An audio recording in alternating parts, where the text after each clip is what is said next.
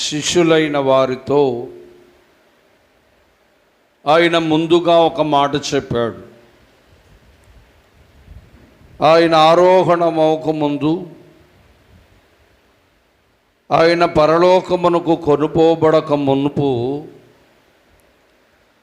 పరిశుద్ధాత్మను పొందండి అన్నాడు. ఏం పొందాలి?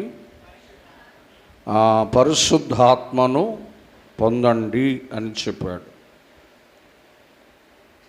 ఇలా చెప్పగానే ఆయన ఆరోహణమై వెళ్ళిపోయాడు. ఆరోహణమై వెళ్ళిన తర్వాత అపోస్తుల కార్యగ్రంథము 1వ అధ్యాయము,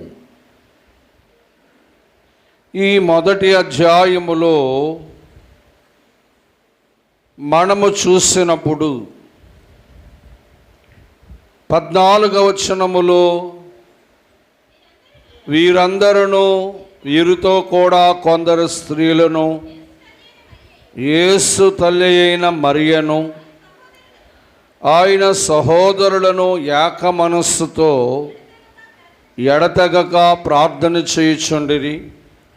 ఆ కాలమందు ఇంచుమించు 120 మంది సహోదరులు కూడుకొని ఉండగా పేతురు వారి మధ్య నిలచిట్లో, నేను దేవుని ప్రియులారా పరిశుద్ధాత్మ పొందండి అని ప్రభువు చెప్పాడు. పరిశుద్ధాత్మ పొందండి అని ప్రభువు చెప్పగానే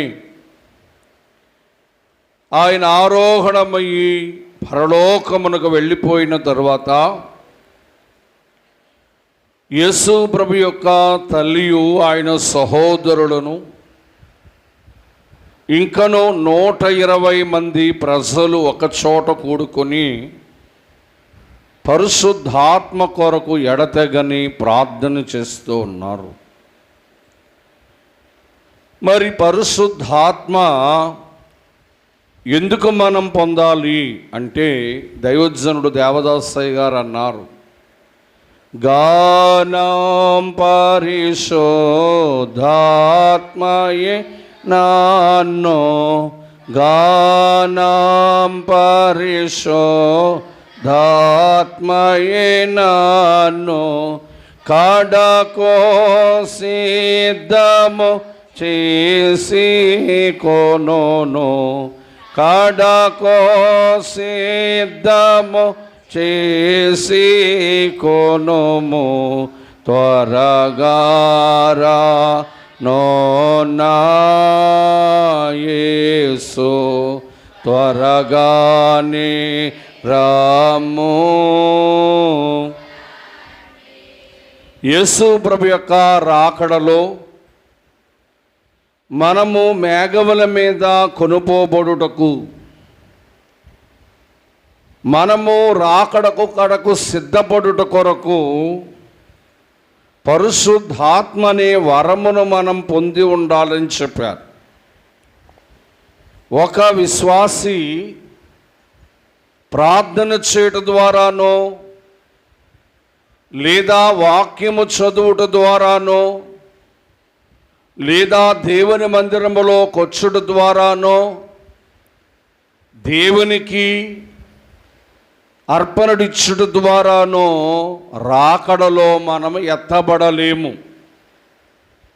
యేసు ప్రభు యొక్క రెండవ రాకడ, రహస్య రాకడలో సంఘముగా మనము మేఘముల మీదకు ఎక్కబడడానికి పరిశుద్ధాత్మ అవసరమై ఉన్నది అని గమనించాలి. పరిశుద్ధాత్మ లేని వారు మేఘమెక్కలేరు. పరిశుద్ధాత్మ లేని వారు రాకడలో ఎత్తబడలేరు. గనుక యేసు ప్రభు అన్న మాట, మీరు పరిశుద్ధాత్మను పొందుడి అని చెప్పాడు. మరి పరిశుద్ధాత్మ ఎలా పొందగలము? మరి ప్రభు అయితే చెప్పాడు, పరిశుద్ధాత్మ మనం ఎలా పొందగలం, ఏం చేస్తే పరిశుద్ధాత్మ పొందగలం అని మనము చూస్తే దేవుని వాక్యములో అపోస్తుల కార్యగ్రంథము 2వ అధ్యాయం 38, 39 వచనాలు వాక్యాన్ని మనం గమనిద్దాం. పేతురు, మీరు మారు మనస్సు పొంది పాప క్షమాపణ నిమిత్తము ప్రతి వాడు యేసుక్రీస్తు నామమున బాప్తిస్మము పొందుడి, అప్పుడు మీరు పరిశుద్ధాత్మను పొందుదురు అని చూస్తాం. ఏమర్థమైంది మాట? పరిశుద్ధాత్మ పొందాలి అంటే, పరిశుద్ధాత్మ వరము పొందాలంటే మారు మనస్సు ఉండాలి. మారు మనస్సు లేకుండా, మన మనస్సును మార్చుకొనకుండా పరిశుద్ధాత్మను మనం పొందలేము. దేవుని మందిరములోకి వచ్చినా, ప్రార్థన చేసినా, వాక్యాన్ని విన్నా, వాక్యాన్ని చదివినా కొందరిలో మారు మనస్సు ఉండదు. వారు మనస్సు మార్చుకునేవారిగా ఉండరు. ఏదో నామకార్థమైన స్థితి కలిగిన వారి ఉంటారు. మారు మనస్సు అంటే ఏంటి? అపోస్తుల కార్యగ్రంథము 8వ అధ్యాయం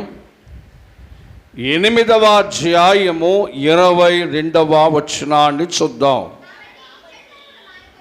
కాబట్టి మన చెడుతనాన్ని మానుకొని మారు మనస్సు పొందడం. మారు మనస్సు అంటే ఏంటంటే చెడుతనాన్ని, చెడ్డ మాటలను, చెడ్డ స్నేహితులను, చెడ్డ వ్యసనములను, చెడ్డ కార్యములను, చెడ్డ మాటలను మానుకొనడమే మారు మనస్సు. దేవుని పిల్లారా, యేసు ప్రభువారు సమస్త లోకమునకు ఒక మాట అన్నారు, మీరు పరిశుద్ధాత్మను పొందండి.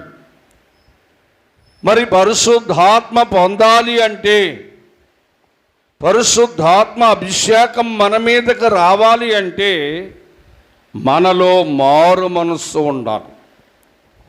మన మనస్సు మారితేనే కానీ, మన స్వభావం మారితేనే కానీ, మన ప్రవర్తన మారితేనే కానీ ఆ పరిశుద్ధాత్మ దేవుడు మనలోనికి రాడు. మనము పరిశుద్ధాత్మను పొందలేం. పెంతెకోస్తు దినము నాడు వారు అందరూ కూడా పరిశుద్ధాత్మ పొందిరి అని ఉంటుంది. వాక్య ప్రకారముగా చూస్తే ఎవరైతే తమ మనస్సును మార్చుకున్నవారో, వారు చెడుతనములు మాని తమ మనస్సును మార్చుకొని ప్రభువైపు చూసువారో వారు మాత్రమే పరిశుద్ధాత్మనే వరమును పొందుకోగలరు. ఇక రెండోదిగా మనం చూస్తే చూడండి, పరిశుద్ధాత్మ పొందడానికి అపోస్తుల కార్యగ్రంథం 2వ అధ్యాయము 1వ వచనాన్ని 2వ వచనాన్ని చూద్దాం. పెంతెకోస్తు పండగ వచ్చినప్పుడు ఒకే చోట కూడుకొని ఉండిరి.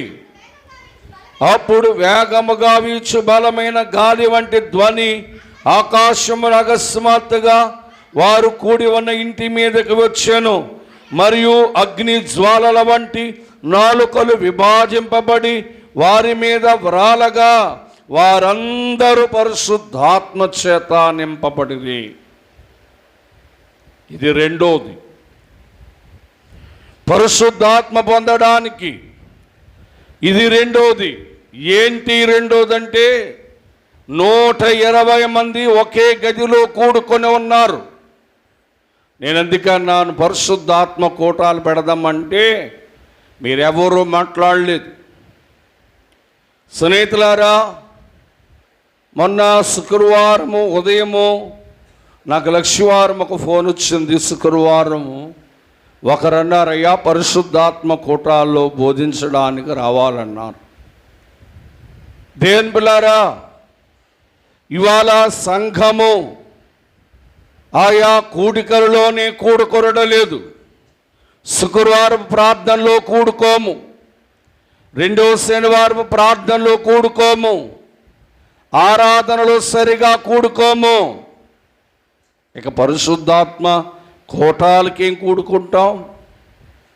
దేవుని బిడ్డలారా, ఒక విశ్వాసికి ఏ ఆశ ఉండాలంటే, నేను పరిశుద్ధాత్మను పొందాలి, ప్రభువు నాతో చెప్పారు కదా, నేను పరిశుద్ధాత్మతో నింపబడాలి అని ఆశ ఉండాలి.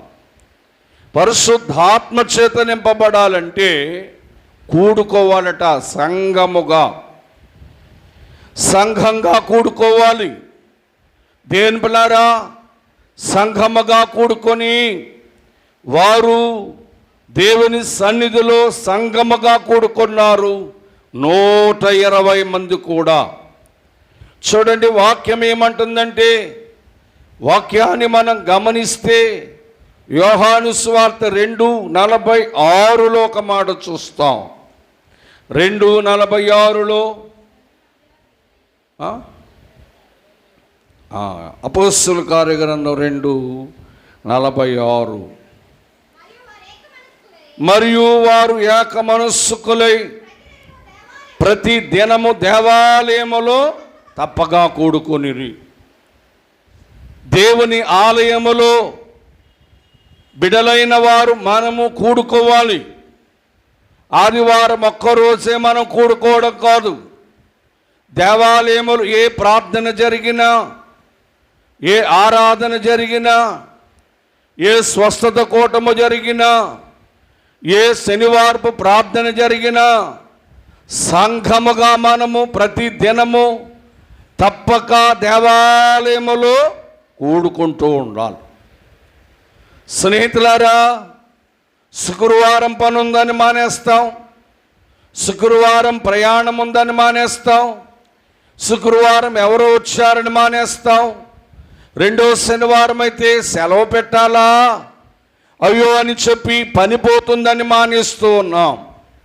లోకములో ఉండి నీవేమి సంపాదించగలవు, ఎంత సంపాదించగలవు? లోకములో ఉన్నదానికన్నా నువ్వు సంపాదించవలసిన విషయం ఒకటి ఉన్నది, అది పరిశుద్ధాత్మ శక్తి. పరిశుద్ధాత్మ దేవునిని మనము సంపాదించుకునేవారుగా ఉండాలి.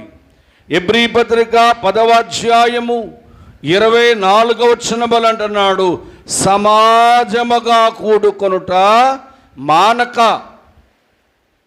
పౌలు అంటున్నాడు, సమాజముగా అంటే సంఘముగా కూడుకొనడం మానొద్దు, మానొద్దు, మానొద్దు, మానొద్దు అని దేవుడు హెచ్చరిస్తూ ఉంటే నువ్వేం చేస్తున్నావు? సంఘములో జరిగే ప్రతి ప్రార్థనకు నువ్వు మానేస్తూ ఉన్నావు.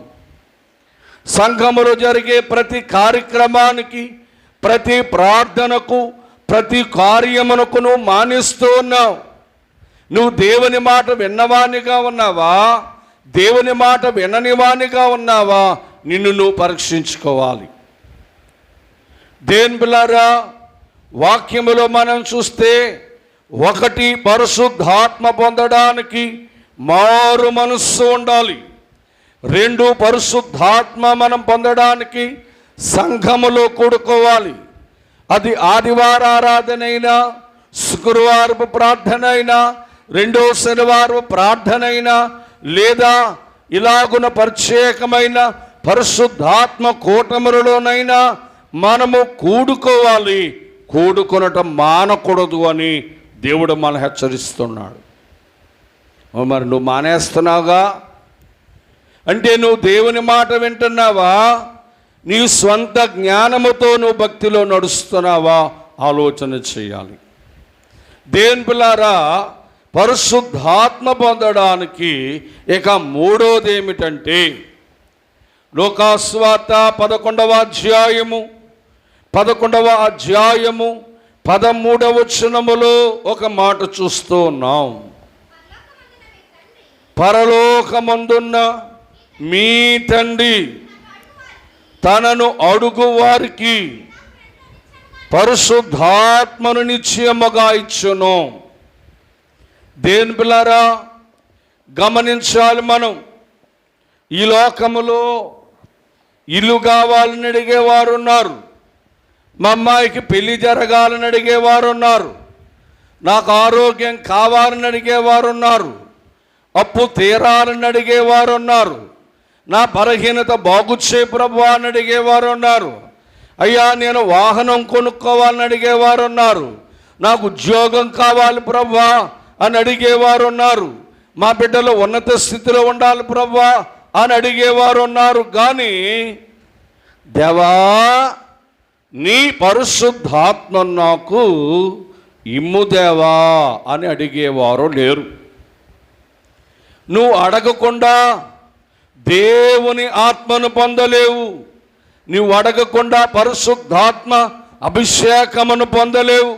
120 మంది కూడా ఆ గదిలో కూడుకొని మమ్మల్ని పరిశుద్ధాత్మ చేత నింపు నాయనా, పరిశుద్ధాత్మ వరము మాకు దయచేనాయనా, పరిశుద్ధాత్మతో మమ్మలను అభిషేకించు నాయనా అని వారు అడుగుతూ ఉన్నారు గనక వారిలోనికి ఆత్మ దిగి వస్తూ ఉంది.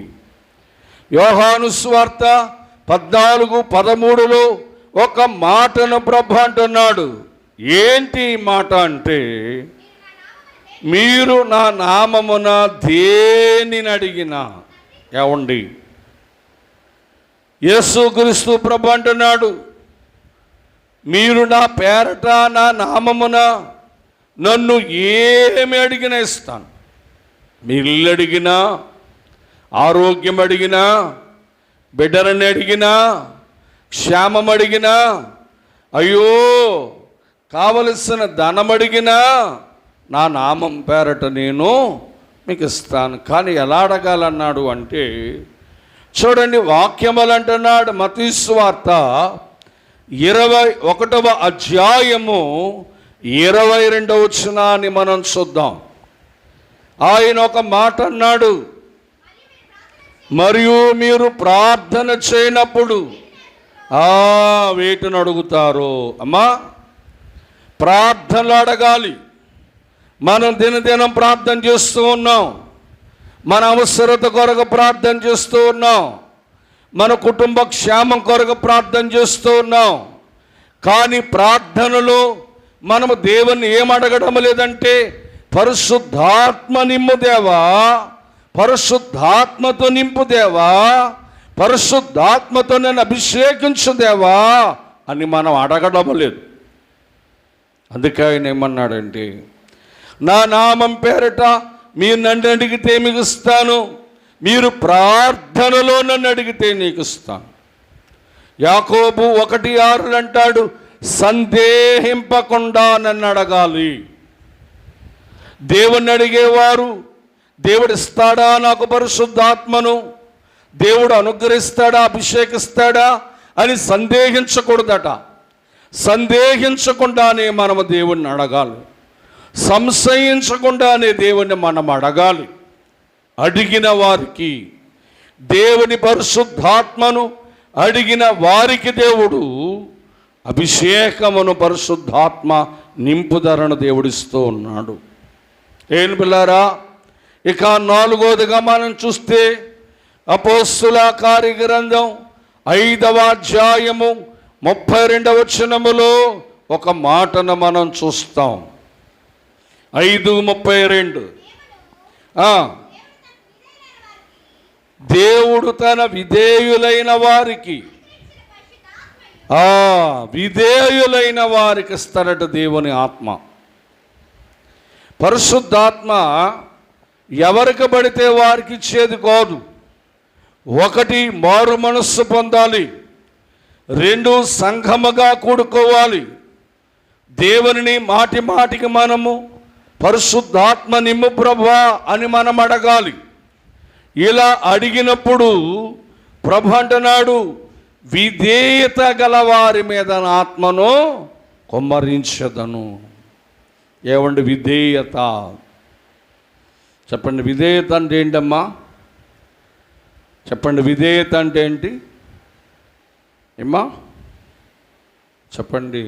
పెద్దలైన వారిని గౌరవించి మాట్లాడడాన్ని విధేయత అంటారు.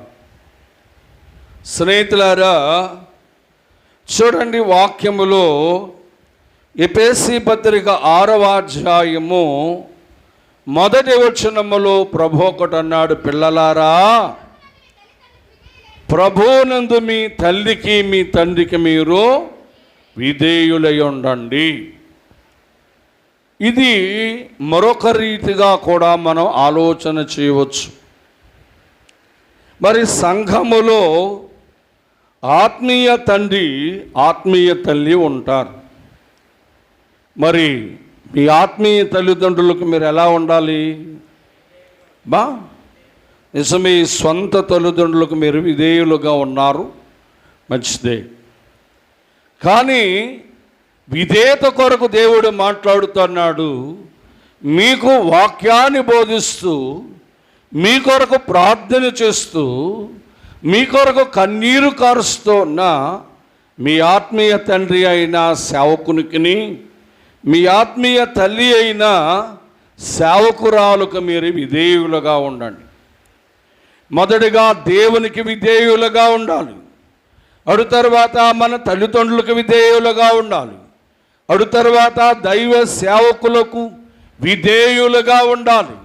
విధేయులైన వారి మీద, విధేయులుగా ఉన్న వారి మీద దేవుని ఆత్మను కుమ్మరించబోతూ ఉన్నాడు.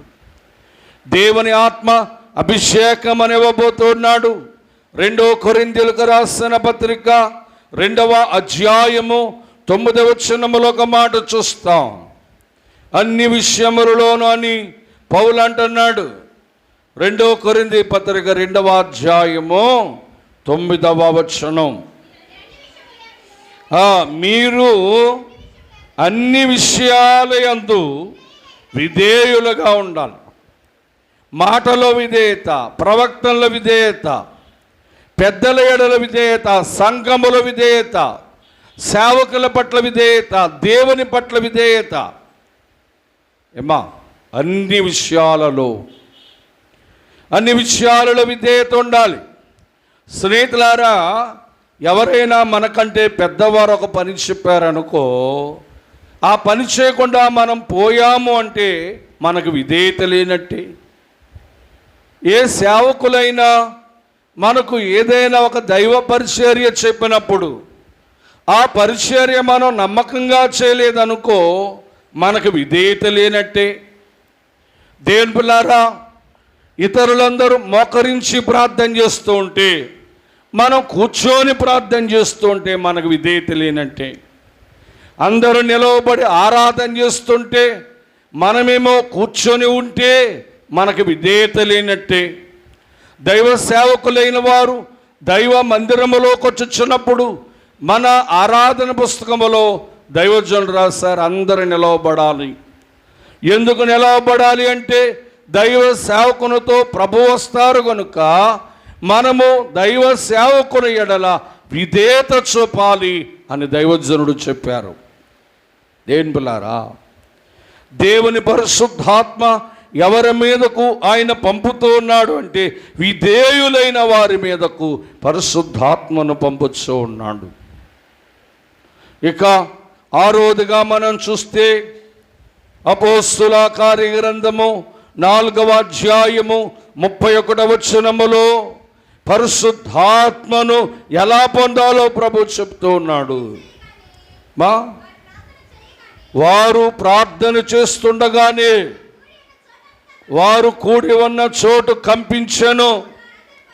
వారందరూ పరిశుద్ధాత్మ చేత నింపబడిరి. దేవుని స్తోత్రం. కొందరు చేతులు ఎగుతలేదు, నిద్రమొత్తం లేదా? అంత భారంగా ఉందా చేతులు పైకి లేపడం? ఏమ్మా చెప్పండి, నిద్రమొత్తం వదలకపోతే ఏమి లేకో ముందు కళ్ళు లేగవు, తర్వాత చేతులు లేవు. అంత బద్ధకంగా ఉన్నాం మనం. ఏమ్మా, దేవుని స్తోత్రం. లారా, దేవుని వాక్యములో మనం గమనిస్తూ ఉంటే, పరిశోధన చేస్తూ ఉంటే, ప్రార్థన చేస్తూ ఉన్నప్పుడు కొందరు కూడుకొని ప్రార్థన చేస్తూ ఉన్నారంట. ప్రార్థన చేస్తున్న వారందరి మీదకు దేవుని ఆత్మ దిగి వచ్చింది. మరి ప్రార్థన ఎలా చేస్తూ ఉండొచ్చు అంటే, చూడండి, అపోస్తుల కార్యగ్రంథం 1వ అధ్యాయం 14వ వచనములో ఒక ప్రార్థన మనం చూస్తాం. వీరితో కూడా కొందరు స్త్రీలను ఏక మనస్సుతో ఎడతెగని ప్రార్థన చేసిరి. ఏమండి, ఏం ప్రార్థన చెప్పండి? ఏం ప్రార్థన? ఎడతెగని ప్రార్థన. ప్రార్థన తెగిపోవట్లే. ఒకరి తర్వాత 120 మంది ఉన్నారు.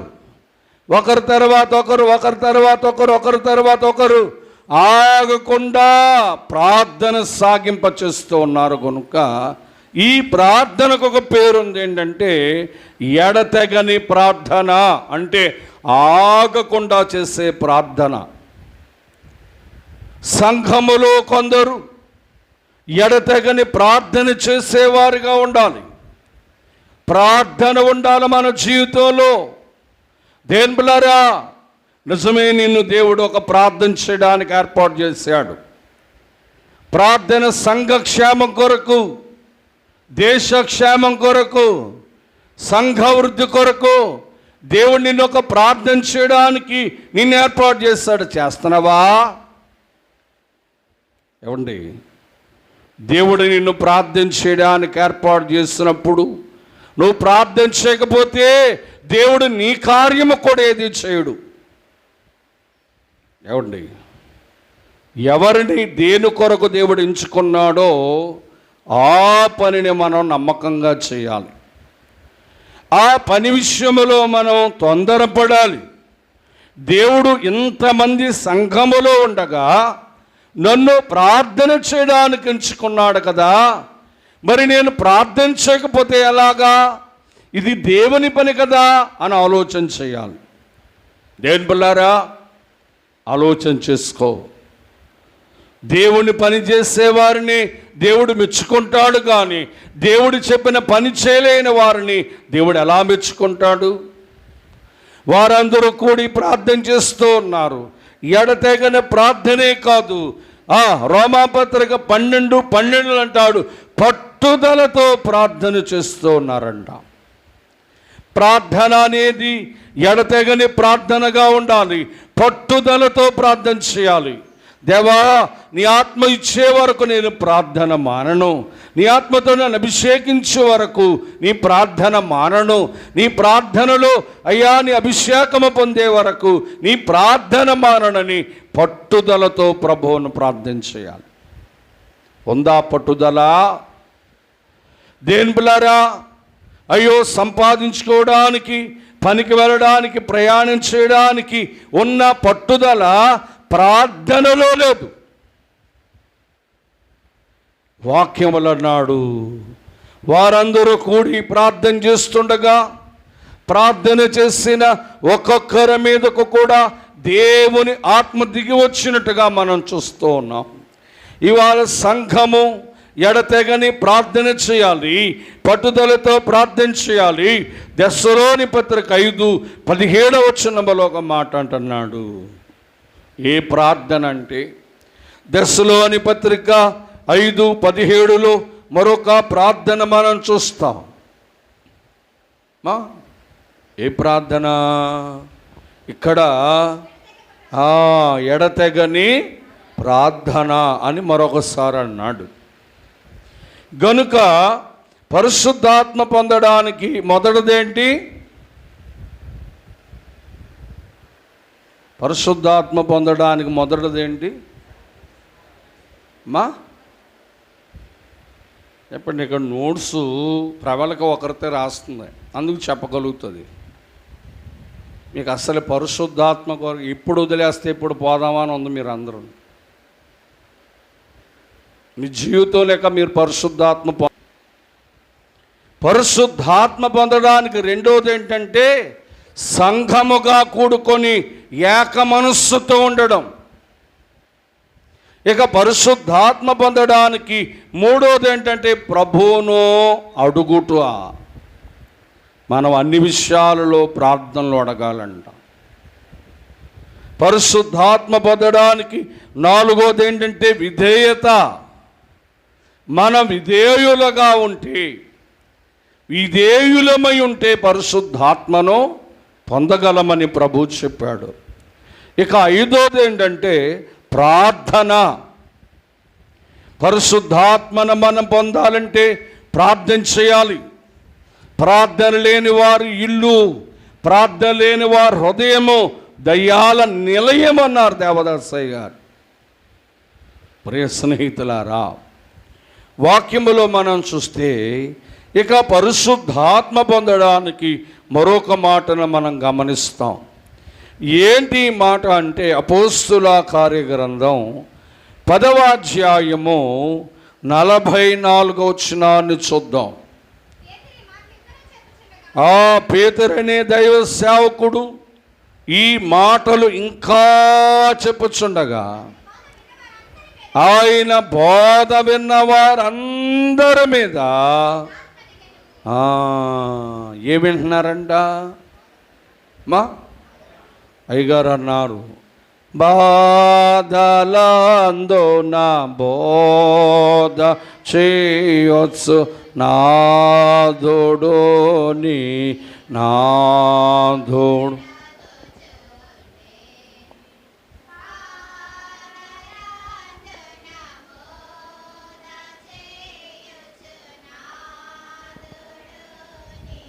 నాథుడా కూర్చుండిన్. సో నువ్వు ఆగొకసారి పాడినమ్మ సంఘం ఈ పాట.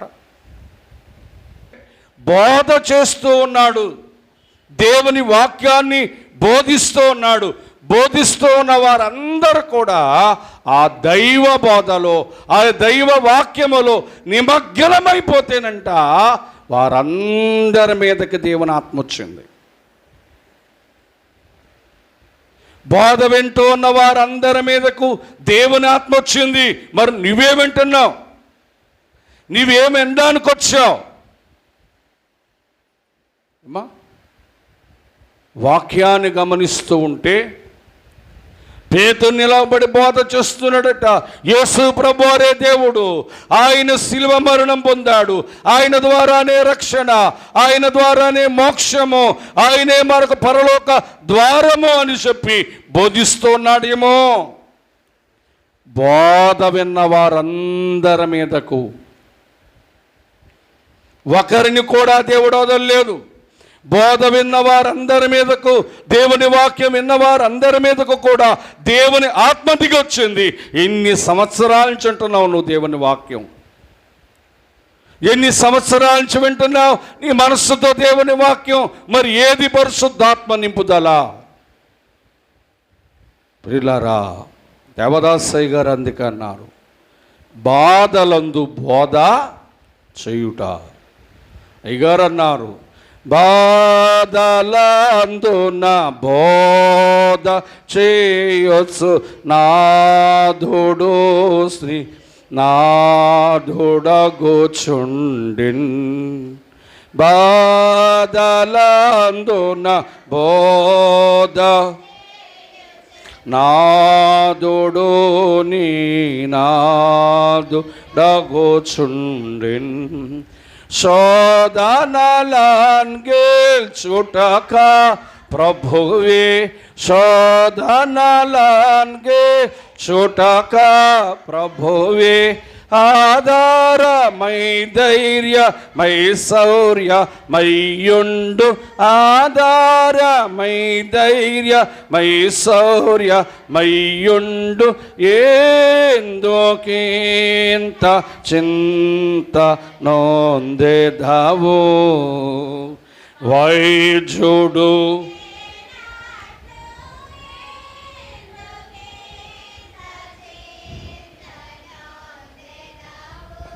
దేవుని స్తోత్రం. బాధల్లో బోధ చేస్తే దేవుడు మన శోధనలు గెలిచే బలం ఇస్తాడని దైవజనుడు దేవదాసయ్య గారు అన్నారు. దేవులారా, ఎవరైతే దేవుని వాక్యం అనే బోధ శ్రద్ధగా వింటారో, దేవుని వాక్యం అనే బోధ మనస్సునకు ఎక్కించుకుంటారో, దేవుని బోధలో తమ మనస్సును నిమగ్నం చేస్తారో, వారి మీదకు దేవుని ఆత్మ దిగి వస్తుంది అని మనం గమనించాలి. ఇక చివరిగా మనం చూస్తే అపోస్తుల కార్యగ్రంథం 8వ అధ్యాయం 17వ వచనాన్ని మనం చూద్దాం. ఎవరు వీళ్ళు? పేతురు యోహానులు వారి మీద, అంటే వచ్చిన ప్రజల మీద చేతులు వెయ్యగా పరిశుద్ధాత్మను పొందిరి. దేవుని స్తోత్రం. అబ్బా, ఏమండి చెప్పండి. పేతురు యోహాను వచ్చిన వారందరి మీద ఏం వేశారంట? చేతులు వేశారంట. చెప్పండి, ఏం వేశారు? చేతులు వేశారు. చేతులు వేయగానే ఈ దైవ సేవకులైన వారు ఎప్పుడైతే ఒక్కొక్కరు తల మీద చేతులు వేస్తూ ఉన్నారో, ఎవరి తల పైన వారు చేతులు తగిలాయో వారందరూ కూడా పరిశుద్ధాత్మ పొందిరి అని చూస్తూ ఉన్నాం. దేవుని పిల్లరా, ఏ దైవ సేవకులతో చేయించుకోవాలా? చెప్పండి. కొందరు సేవకులు చెయ్యవేయరు, కాలు వేయరు అనుకోండి. మన బాగోపోతే ఒకసారి ఒక సేవకులు ఆ సంఘంలో ఒక స్త్రీకి సాతాను పట్టుకుంటే తల మీద బైబిల్ ఎట్టి ప్రార్థన చేస్తున్నాడంట. ఈ లోపల మన సంఘ విశ్వాసం ఒకరు చూసి, అయ్యగారండి ఇదేంటి మీరు బైబిల్ ఎట్టి ప్రార్థన చేస్తున్నారంటే ఆయన అంటాడంట, అమ్మా నీకు తెలీదా, నేను చెయ్యి వేసి ప్రార్థన చేస్తాను, ఆమెలో ఉన్న దయ్యం నాలోకి వచ్చేద్ది, అందుకే బైబిల్ ఎట్టి చేస్తున్నాను అన్నాడంట. ఎంత ధైర్యవంతుడండి ఈ సేవకుడు. సేవ చేస్తున్నాడు కానీ దేనికి భయపడుతున్నాడు? దయ్యానికి భయపడుతున్నాడు. ఆ విశ్వాసంలో ఉన్న దయ్యము వదిలేసి, చెప్పండి, పాస్టర్ గారిని పట్టేసుకుంటుందని భయం అంట. ఎవరు కూడా చేతులేసి ప్రార్థన చేయరు. ఏమంటే కొందరు గొప్ప ప్రార్థనా పరులు అనుకుని ఏం చేస్తారంటే, ఒక్కొక్కరు ఎవరికైనా అమ్మ బాగోలేదమ్మా అనగానే చెయ్యేసి ప్రార్థన చేసేస్తుంటారు. నిజానికి వానిని పట్టుకున్నది ఏమాత్రం భయంకరమైన సాతాను అనుకోండి, ఈ చెయ్యేసి ప్రార్థన చేసినోడు సర్ద తీర్చేద్దాయి. ఏమా క్లారా, అది ఒక అధికారం. దేవుడు యేసు ప్రభువారు ఇచ్చిన అధికారం, అది సేవకులకి ఇచ్చాడు, విశ్వాసులకి ఇవ్వలే. మీరు రోగుల మీద చేతులుంచి ప్రార్థన చేయండి అన్నాడు. ఏమండి, అది దేవుడిచ్చిన అధికారం, అభిషేకం. వాక్యములో మనం చూస్తే పేతురు యోహాను చెప్పండి చేతులు వేశారట వచ్చిన వారి మీద. వారందరూ కూడా దేవుని ఆత్మచేత నింపబడ్డారట. దేవుని పిల్లారా, నిజమే, దైవ సేవకులు చేతులేస్తే ఆత్మ పొందడమే కాదు. అపోస్తుల కార్యగ్రంథంలో మనం చూస్తే 28వ అధ్యాయము 8వ వచనాన్ని ఒకసారి చూద్దాం. 28:8 అమ్మా. అప్పుడు బబులు యొక్క తండ్రి జరమ చేతను రక్తభీతి చేతను బాధపడుతూ మంచం మీద పండుకొని ఉండి, పౌలనే దైవ సేవకుడు అతని యొద్దకు వెళ్ళి ప్రార్థన చేసి అతని మీద చేతులుంచగా దేవుని స్తోత్రం. ఏమండి పౌలు గారు ఏమేస్తాడట? ప్రార్థన చేస్తున్నాడు. ఇలా చేతులేసి ఏం చేస్తున్నాడు? ప్రార్థన చేస్తున్నాడు. ఆ బబులి యొక్క తండ్రికి ఏంటంటే జ్వరము, రక్తభీతి, అంటే రక్తం బాగా తక్కువగా అయిపోయింది. మంచం మించి లేవలేక బలహీనంగా ఉన్నాడు. ఎప్పుడైతే దేవుని సేవకుడు తన మీద చేయి వేసి ప్రార్థన చేస్తున్నాడో ఆ సేవకునిలో ఉన్న దైవ దేవుని హస్తము ఆ రోగిని తాకి అతడు స్వస్థత పొందాడు. దేని పిల్లారా, నిజమే, మనము దైవ సేవకుల చేతులు మన తల మీదకి రావాలని మనం తపన పొందాలి. కొందరు వస్తారు, ఎందుకు వస్తారో వారికే తెలియదు.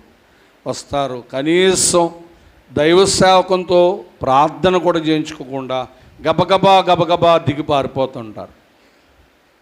మరి ఏ లక్షలు సంపాదిస్తారో నాకు తెలియదు. కానీ దేని బిడ్డలారా, నేను విశ్వాసిగా ఉన్నప్పుడు దాదాపు ఆ దైవ సేవకుని హస్తము నా మీదకి రావాలని 2-3 గంటలు వెయిటింగ్లు ఉండేవాడిని. నేను ప్రార్థన అయిపోయేది, స్వస్థత ప్రార్థన అయిపోయేది.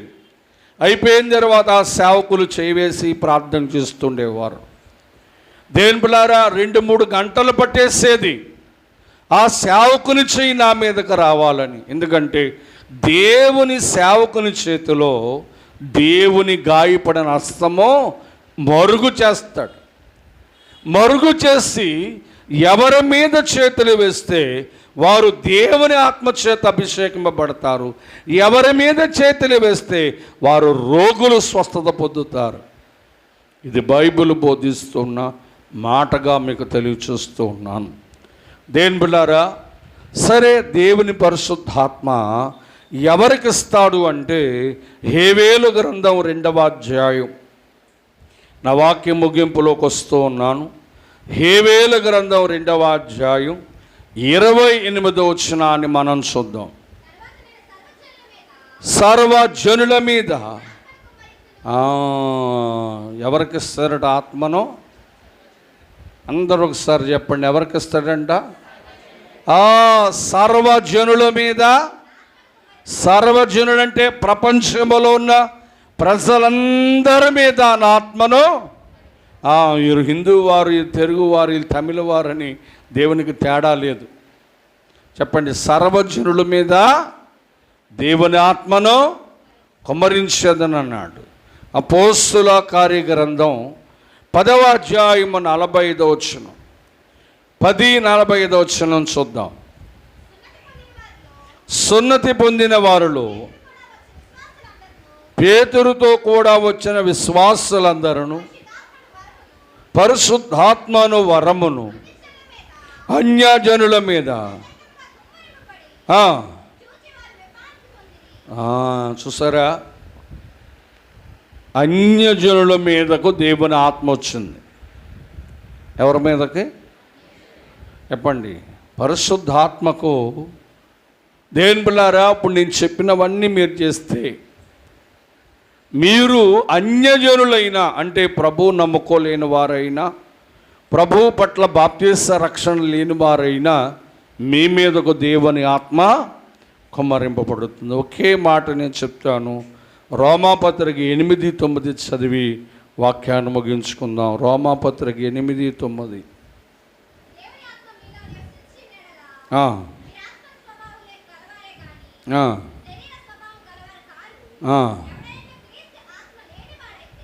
ఏ ఆత్మ? సరే, దేవుని ఆత్మ లేని వారైతే దేవుని స్తోత్రం. ఇప్పుడు మీరు పరీక్షించుకోండి. ఏమండి, నాలో దేవుని ఆత్మ ఉంది, నేను దేవుని బిడ్డనే. ఇప్పుడు నీకు నువ్వు పరీక్షించుకో. దేవుని ఆత్మ ఉన్నవారే ఆయన బిడ్డలంట. దేవుని ఆత్మ లేని వాడు ఆయన వాడు. ఇప్పుడు నీకేముండాలి? ఇల్లు ఉండాలా, పొలం ఉండాలా, ఆస్తి ఉండాలా, ధనం ఉండాలా? ఏముండాలి? నువ్వు దేవుని వాణ్యం అవ్వాలంటే, దేవుని బిడ్డ అవ్వాలంటే, లేదా రాకడలోనూ మేఘమెక్కాలంటే ఒకే ఒక మాట అన్నాడు యేసు ప్రభువారు, ఏంటంటే పౌలు ద్వారా కూడా అన్నాడు, క్రీస్తు ఆత్మ లేనివాడు. ఏమండి, ఎవరాత్మ? దేవుని ఆత్మ అంటే క్రీస్తు పరిశుద్ధాత్మ లేనివాడు ఆయన వాడు కాడు. నువ్వు ఎన్ని సంవత్సరాల నుంచి గుడికి వచ్చినా, నువ్వు గుడిలో కూర్చొని వాక్యం విన్నా, ప్రార్థన చేసినా, దేవుని ఆత్మ నీలో లేకపోతే నువ్వు మాత్రం ఆయన వాడవో? చెప్పండి అమ్మా, ఆయన వాడవో కావు. మరి ఇప్పుడు నువ్వేం చేయాలంటే, ఏదో విధంగా తల కిందకి కాళ్ళు పైకెట్టయినా ప్రార్థన చేసి మనం ఏం పొందాలి? పరిశుద్ధాత్మ పొందాలి. అందుకే పోయిన వారం అన్నాను, పరిశుద్ధాత్మ కూటాలు పెడదామంటే ఒక్కరు మాట్లాడలేదు. పరిశుద్ధాత్మ పొందే విధానాన్ని పోగొట్టుకున్నారు. గనుక ప్రభు అన్నాడు, పరిశుద్ధాత్మ పొందండి అన్నాడు. చెప్పండి, పరిశుద్ధాత్మ పొందండి అని ప్రభు చెప్పాడు. పరిశుద్ధాత్మ పొందగల భాగ్యము దీవెన ప్రభు మీకు దయచేయునుగాక. ఆమేన్. దైవాత్మ